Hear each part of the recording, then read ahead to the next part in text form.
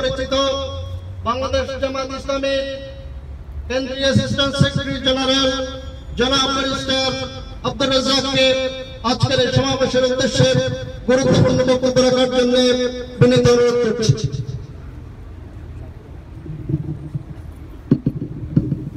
আলহামদুলিল্লাহি রাব্বিল আলামিন والصلاة والسلام على سيد المرسلين وعلى آله وأصحابه أجمعين। আজকের এই জানাজা পূর্ব সমাবেশের সম্মানিত সভাপতি, রাজনৈতিক দলের নেতৃবৃন্দ, কমিউনিটি নেতৃবৃন্দ, ছাত্র এবং মুসলিয়ান ভাইরা, আসসালামু আলাইকুম ওয়া রাহমাতুল্লাহ। এই মাঠেই আপনারা বিগত 3 বছরে 5টি গায়বানা জানাতে অংশগ্রহণ করেছেন। প্রথম যিনি শাহাদাতের মর্যাদা পেলেন তিনি ছিলেন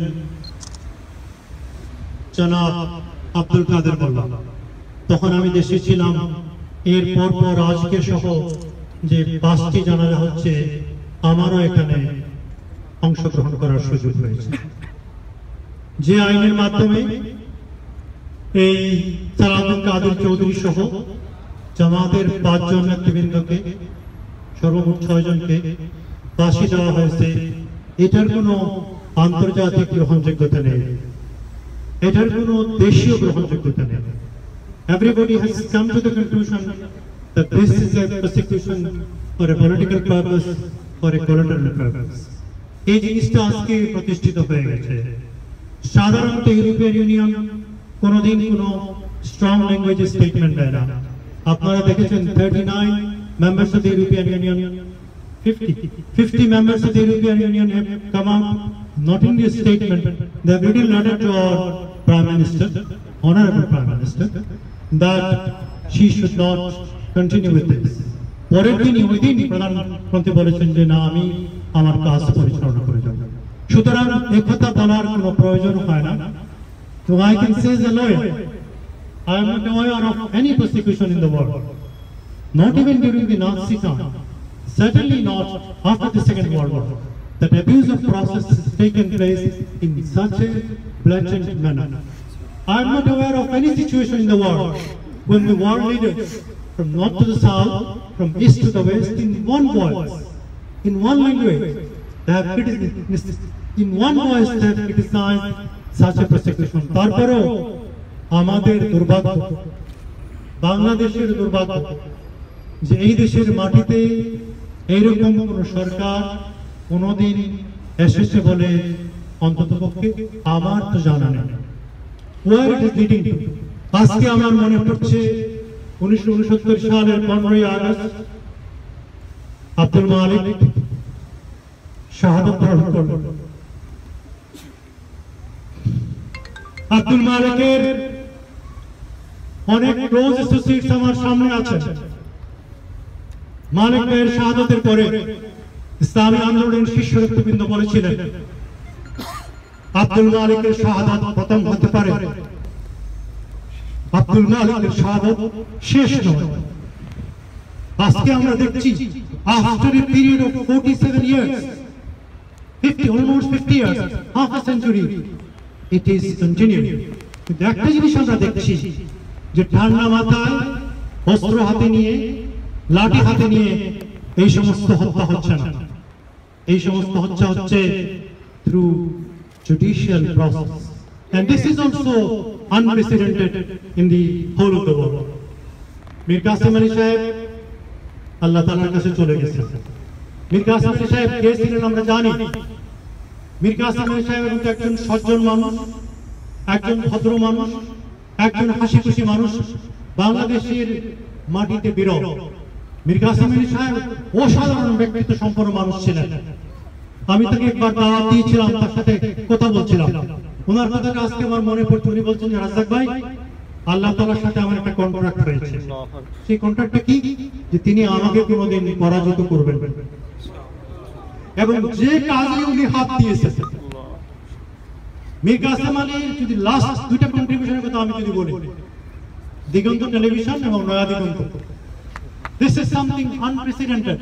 যারা পত্রিকা করে তারা জানে আমরা কিভাবে তারা টাকা পয়সা সংগ্রহ করে। সুতরাং মীর কাসেম আলী সাহেব, he was an asset for the country. He was an asset for the nation. Not only for Bangladesh, he was an asset perhaps for the whole of Southeast Asia. For the whole of South Asia. But it is unfortunate that we have a government there who couldn't care less what is happening. আমি যেটা বলতে চাচ্ছি, it appears that it's a long night is ahead of us. But there is a night when we come to an end. এই বিশ্বাস আমাদেরকে রাখতে হবে। এটা মনে করা ঠিক নয়, there is no options open to us. There are so many options open to us. Particularly, I, in this meeting, very important one, rather historic one, I appeal to the young generation, both who are born in this country, brought up in this country, or staying in this country, to come with cool courage to change the situation back home. It is difficult, but it is not impossible. এই কাজ আমাদেরকে করতে হবে, এই সাহস আমাদেরকে রাখতে হবে, আল্লাহ তাআলার উপরে আমাদেরকে ভরসা রাখতে হবে, নিজেদের শক্তির উপরে বিশ্বাস করতে হবে। আল্লাহ তাআলার ভরসা চেয়ে যদি আমরা কাজ শুরু করি, ইনশাআল্লাহ a day will come when we will be victorious. There is no doubt about it. আজকে আমাদের যে 6 জন নেতৃবৃন্দ, 5 জন নেতৃবৃন্দ চলে গেছেন, আল্লাহ তাআলার কাছে তারা জীবিত আছেন, কিন্তু আমাদের দায়িত্ব আমাদেরকে পালন করতে হবে।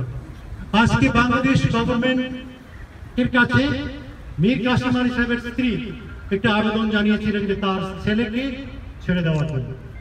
আমি জানি না হিটলারের আমলে কি এরকম কোনো ঘটনা ঘটেছে কিনা যে বাপকে ফাঁসিতে ঝুলানো হচ্ছে, the son is being abducted.